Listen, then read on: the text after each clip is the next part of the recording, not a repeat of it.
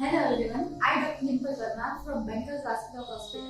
આજે આપણે વાત કરીશું વેરિકોઝ વેઇન વિશે.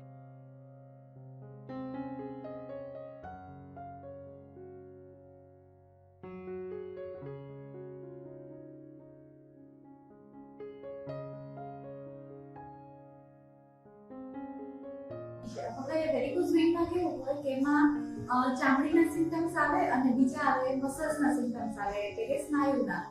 અમુક પેશન્ટ એવા હોય કે જેને ચામડીના સિમ્પટમ્સ એવી રીતે દેખાતા હોય કે પગમાં નસો દેખાતી હોય, ફૂલેલી નસો હોય, ચામડી પણ ચેન્જીસ થતી હોય.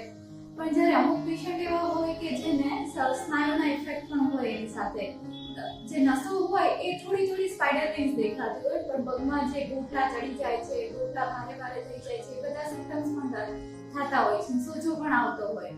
હવે આપણે એવા પેશન્ટની વાત કરીએ કે જેને આ બધા સિમ્પટમ્સ નથી હોતા, જેને પગમાં નસો ફૂલેલી નસો દેખાતી હોય છે પણ કોઈ દુખાવો કે એવી રીતે નથી થતો હોતો.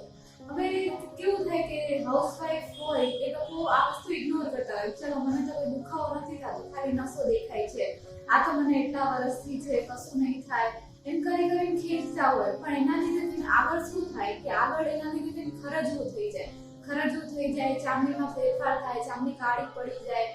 એ વસ્તુ જ્યારે થાય ત્યારે એને પૂરેપૂરી રીતે મટાડવા માટે ટાઈમ ચાલ્યો જાય છે બહુ બધો. એટલે આની જો સમયસર આપણે સારવાર લઈએ તો જે પગ જે ખરાબ થાય છે, ચામડી કાળી પડી જાય છે, એ બધું બચાવી શકીએ છીએ અને જલ્દી આ વેરિકોઝ વેઇન જે લોહીની નળીઓનો રોગ છે એમાંથી બહાર આવી શકીએ છીએ. ઓકે.